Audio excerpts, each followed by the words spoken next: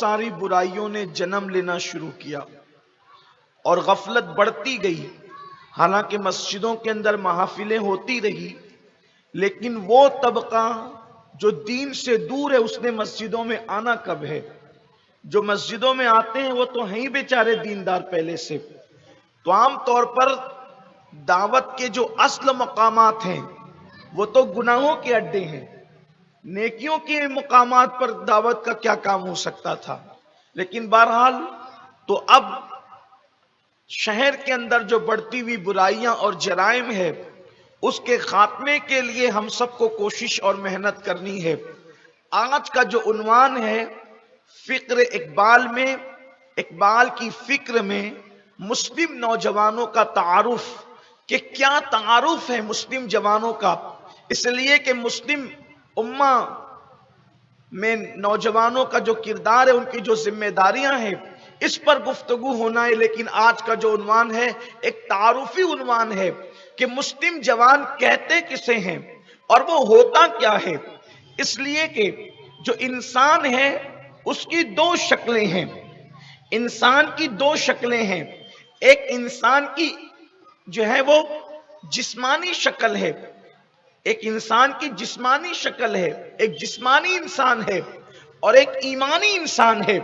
جو جسمانی انسان ہے وہ اوروں کی طرح جو دنیا میں دوسرے انسان بستے ہیں ان انسانوں کی طرح جو جسمانی انسان ہے وہ لوگ کھاتے ہیں وہ بھی کھاتا ہے، لوگ پیتے ہیں وہ بھی پیتا ہے، لوگ سوتے ہیں وہ بھی سوتا ہے، لوگ بازار جاتے ہیں وہ بھی بازار جاتا ہے. یہ جسمانی انسان ہے جس میں ہم لوگوں کے ساتھ مشترک ہے، اشتراک ہے، ہم لوگوں کی طرح لوگوں کے برابر ہے. جو جسمانی انسان ہے، لوگ بازار جائیں ہم بھی جائیں، لوگ اسکول جائیں ہم بھی جائیں، لوگ کالج جائیں ہم بھی جائیں، لوگ شادی بیاہ کریں ہم بھی کریں. یہ جسمانی انسان ہے. لیکن ایک ایمانی انسان ہے جو اتنا بلند ہے کہ اللہ اکبر، لوگ بھی چلتے ہیں اور ہم بھی چلتے ہیں، لیکن جسمانی انسان چلتا ہے تو اپنی طبیعت کے مطابق چلتا ہے اور ایمانی انسان چلتا ہے تو قرآن مقدس کے قانون کے مطابق نظریں جھکا کر عاجزی کے ساتھ چلتا ہے. یہ ایمانی انسان ہے. اسی طریقے سے لوگ بازار جاتے ہیں تو لوگوں کے ساتھ ہم بھی بازار جاتے ہیں. یہ جسمانی انسان ہے. لیکن ایمانی انسان وہ ہے کہ لوگ بازار جا کر کے جھوٹ بولتے ہیں، کھوٹے سکے دیتے ہیں، لوگوں کے ساتھ فریب کرتے ہیں. جسمانی انسان ہے. روحانی انسان وہ ہے جو بازار جاتا ہے تو قانون مصطفیٰ کے ساتھ جاتا ہے. ایمانی انسان بازار جاتا ہے تو قرآن کے ضابطے کے ساتھ جاتا ہے. وہ بازار جا کر جھوٹ نہیں بولتا، وہ بازار جا کے ناپ تول میں کمی نہیں کرتا، وہ بازار جا کر کے دھوکہ نہیں دیتا، وہ بازار جا کر کسی کو کھوٹا سکہ نہیں دیتا، وہ بازار جا کر لوگوں کو عیبدار مال نہیں بیچتا. یہ ایمانی انسان ہے. جسمانی انسان یہ ہے کہ اللہ اکبر، اس کو اگر ضرورت پڑ جائے تو وہ شراب پی لیتا ہے. لیکن ایمانی انسان وہ ہے کہ وہ مر جانا پسند کرتا ہے لیکن کبھی شراب کو منہ تک نہیں لگاتا. اس لیے کہ ایمانی انسان شراب اور پیشاب میں کوئی فرق نہیں کرتا. جو قوم پیشاب کے چھینٹوں کو اپنے پیروں سے، پیشاب کے چھینٹوں سے اپنے پیروں کو بچاتی ہو، وہ قوم پیشاب کی طرح نجس شراب سے اپنے منہ کو کس طریقے سے گندا کر سکتی ہے. اس کی وجہ یہ ہے کہ ہم جب پیشاب اپنے پیروں پر نہیں آنے دیتے تو پیشاب کی طرح نجس شراب ہم اپنے منہ تک کیسے آنے دیں گے. یہ ایمانی انسان ہے. یہ الگ بات ہے جسمانی انسان اور ایمانی انسان کی تخصیص اور اس کے اندر کیا فرق ہے. انشاءاللہ پھر یہ کبھی کسی موقع پہ بیان کیا جائے گا. لیکن ایک تعارفی گفتگو آج کرنا چاہتے ہیں تو ہم دنیا کے اندر انسانی جسمانی انسان بن کر تو آ گئے، اب ہمیں ایمانی انسان بن کر زندگی گزارنا ہوگا. اور یاد رکھنا، جسمانی انسان روز روز پیدا ہوتے ہیں، ایمانی انسان کبھی کبھی پیدا ہوتے ہیں. جسمانی انسان دنیا کے اندر جرائم کرتے ہیں، ایمانی انسان جرائم کا خاتمہ کرتے ہیں. جسمانی انسانوں کی جو ہے وہ میوزک پر ان کے قدم اور ان کا جسم تھرکتا اور ناچتا ہے، اور ایمانی انسان وہ ہے عشق مصطفیٰ میں اس کی روح رقص کرتی ہے. جسمانی انسان وہ ہے کہ مرنے کے بعد وہ گمنام ہو جاتا ہے. ایمانی انسان وہ ہے جو مرنے کے بعد بھی زندہ رہتا ہے. اللہ اکبر. ایمانی انسان کا بڑا مقام ہے، اس لیے ہمیں ایمانی انسان بننا ہوگا، ہمیں ایمان کی طرف آنا ہوگا، ہمیں قرآن کی طرف آنا ہوگا. آج یہ قرآن مقدس جوانوں کی اور جوان کی ذمہ داری کیا بیان کرتا ہے، جوانی کی اہمیت کیا ہے. قرآن کہتا ہے والتین والزیتون وطور سینین وہذا کی قسم، تین کی قسم یعنی انجیر کی قسم، زیتون کی قسم، طور سینا کی قسم اور امن والے شہر کی قسم. یہ اس کا لغوی ترجمہ ہے. انجیر کی قسم، زیتون کی قسم، طور سینا کی قسم، شہر امین کی قسم. لیکن اگر اس کے بیک گراؤنڈ میں جائیں تو آپ کو پتا چلے گا کہ یہ تین یعنی انجیر اور زیتون اور طور سینا اور بلد امین، اس کی قسم اللہ نے کیوں اٹھائی؟ بڑی معذرت کے ساتھ اگر آپ کا ذوق سلامت ہے تو آپ غور کریں. اگر آج بھی کوئی عالم کہے کہ زیتون کی قسم اور انجیر کی قسم میں سچ بول رہا ہوں تو لوگ اس کا مذاق اڑائیں گے. تو جب انسان اگر انجیر اور زیتون کی قسم یاد کرے، اٹھائے، کھائے تو لوگ اس کا مذاق اڑائیں. تو آخر یہ انجیر اور زیتون اتنے قیمتی کیسے ہو گئے کہ اللہ تبارک و تعالی اس کی قسم اٹھا؟ کتنی اہم چیز ہے. جہاں اللہ کا نبی پیدا ہوتا ہے اللہ اس جگہ کی قسم کی کو یاد فرماتا ہے. اللہ اکبر. ولادت گاہ ابراہیم کی قسم، ولادت گاہ عیسیٰ کی قسم، ولادت گاہ موسیٰ کی قسم، ولادت گاہ محمد الرسول اللہ کی قسم. اس سے میلاد کی اہمیت پتا چلی. آپ اٹھا کر کے 1450 سالہ تفسیر کا ذخیرہ دیکھ لے کہ بیک گراؤنڈ کیا ہے، اور پھر سوچو یہ 4 قسمیں اٹھا کر کے میرا اللہ اب بتا رہے لقد خلقنا الانسان فی احسن تقویم، ہم نے انسان کو اچھی صورت پر پیدا کیا. مفسرین فرماتے ہیں لقد خلقنا الانسان فی احسن تقویم سے مراد انسان کی جوانی ہے، اس لیے کہ آگے پھر کہہ دیا گیا ثم رددناہ اسفل سافلین، اور پھر ہم نے انسان کو بڑھاپے کے گڑھے میں ڈھکیل دیا، انسان کو ہم نے کمزوری کے گڑھے میں ڈھکیل دیا. اس کی ایک تفسیر یہ بھی ہے. اب آپ مجھے بتائیں اللہ اکبر 4 قسمیں اٹھا کر کے جس جوانی کے حسن کو بیان کیا جا رہا ہے، اس لیے کہ اللہ اکبر جوانی بہت خوبصورت چیز ہے. اللہ کے نزدیک جوانوں کی بھی اہمیت ہے اور جوانی کی بھی اہمیت ہے. اللہ کے نزدیک جوانوں کی اہمیت کیا ہے؟ دیکھو انسان کسی بھی عمر میں مرے گا، لیکن جب جنت میں داخل کیا جائے گا یعنی کوئی 70 سال کی عمر میں مرا، کوئی 100 سال کی عمر میں مرا، کوئی 500 سال کی عمر میں بھی مرا، لیکن جب جنت میں جائے گا تو 35 سال کی عمر میں بالکل کڑیل جوان جنت میں جائے گا.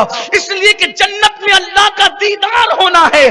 تو اللہ رب العزت کو یہ پسند ہے جب میرا بندہ میرا دیدار کرے تو اس کے چہرے پہ بڑھاپے کی جھریاں نہ ہو، بلکہ اس کے چہرے پہ جوانی کا شباب موجود ہو، اور بندہ اللہ سے ملاقات کرے تو حالت جوانی میں. اسی لیے اللہ کو جوانی پسند، جوانوں کی عبادت پسند. اور پھر دیکھیں اللہ اکبر جوانی بڑی اہم چیز ہے، لیکن اس کی طرف اب ہم بعد میں آئیں گے. لیکن آج جو تعارفی گفتگو ہونا ہے یہ جوانی کیا ہے. جوانی لوگ سمجھتے ہیں آوارگی کے لیے ہے، عیاشی کے لیے ہے. یاد رکھنا کائنات میں جو بھی انقلاب پیدا ہوا وہ جوانوں نے بپا کیا. مثال کے طور پہ آپ دیکھیں اللہ اکبر جوانی کی شروعات ہو جاتی ہے تقریباً 12-13 سال سے جوانی کی شروعات ہو جاتی ہے. پھر آپ دیکھیں بدر کے اندر پہلے جانے والا کوئی بوڑھا نہیں تھا، بدر میں پہلے کودنے والا جسے دنیا علی کہتی ہے جوان تھے. اسی طریقے سے آپ دیکھیں احد کے میدان کے اندر 35 کافروں کو مارنے والا جو ہے وہ کوئی بوڑھا نہیں تھا، جوان تھا جسے دنیا علی کہتے ہیں. اور وہ بھی ایسا جوان تھا جس کے بارے میں آقا نے فرمایا لا فتح الا علی، لا سیف الا ذوالفقار. علی کی طرح کوئی جوان نہیں ہے اور ذوالفقار کی طرح کوئی تلوار نہیں ہے. میرے آقا علیہ الصلوۃ والتسلیم کے پیارے دیوانوں، بدر کے فاتحین جوان ہے، احد کے فاتحین جوان ہے، خندق کھودنے والے جوان ہیں، خیبر پہ حملہ کرنے والے جوان ہیں، زمانے میں انقلاب بپا کرنے والے جوان ہیں. حضرت معاذ بن جبل کو یمن کا قاضی بنایا وہ جوان ہے. 35 سال کی عمر میں جناب معاذ بن جبل کا انتقال ہو گیا، آپ دنیا سے تشریف لے گئے۔ ظاہر سی بات ہے جب آپ نے اللہ اکبر جو ہے وہ قاضی آپ کو بنایا گیا ہوگا یمن کا، تو اس وقت آپ کی عمر کتنی چھوٹی رہی ہوگی۔ اسی طریقے سے آپ دیکھیں اللہ اکبر، حضرت سعد ابن ابی وقاص فرماتے ہیں کہ احد کے میدان میں کئی کمانیں مجھ سے ٹوٹ گئی اور میں نے جی بھر کر لوگوں پہ حملہ کیا، اور حضور وہ تیر اٹھا اٹھا کر دیتے تھے اور کہتے تھے فدا کا امی وابی یا سعد، اے سعد تجھ پر میرے ماں باپ قربان، تیرا نشانہ کبھی خطا نہ کرے۔ اور حضور علیہ السلام پہ آنے والے تیر کو جو اپنے سینے پہ لے رہا تھا وہ کوئی بوڑھا نہیں تھا، وہ سعد ابن ابی وقاص جوان تھے۔ لوگوں نے پوچھا آپ کی عمر کتنی تھی؟ تو کہا ابھی تک میرے داڑھی کے بال بھی نہیں نکلے تھے، ایسی جوانی تھی۔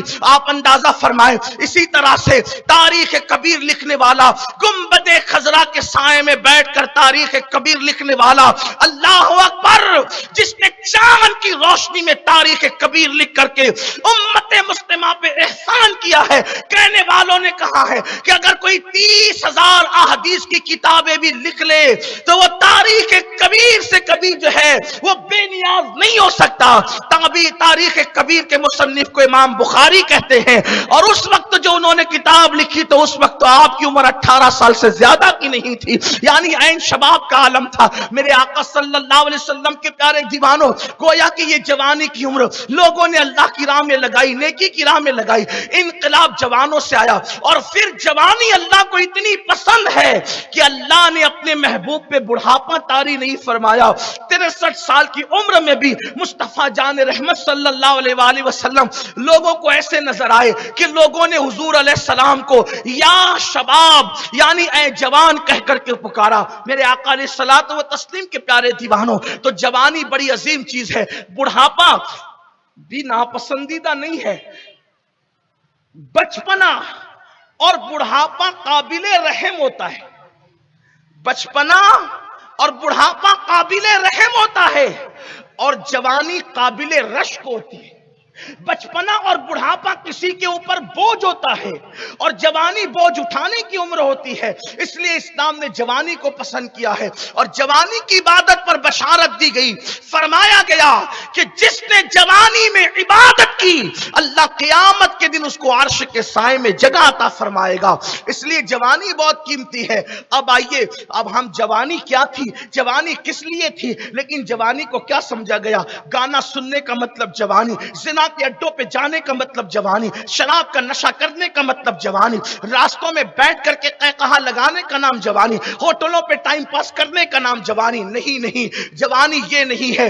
اقبال کہتے ہیں جوانی کیا ہے، کہتے ہیں عقابی روح جب بیدار ہوتی ہے جوانوں میں، نظر آتی ہے ان کو اپنی منزل آسمانوں میں، نہیں تیرا نشیمن قصر سلطانی کے گنبد پر، تو شاہی ہے بسیرا کر پہاڑوں کی چٹانوں میں۔ اقبال کی نظر میں مسلم جو جوان ہے وہ عقاب کی طرح ہے، شاہین کی طرح ہے۔ آپ غور فرمائیں، اقبال نے مسلم جوانوں کو شاہین سے تشبیہ دی، عقاب سے تشبیہ دی، ایگل سے تشبیہ دی۔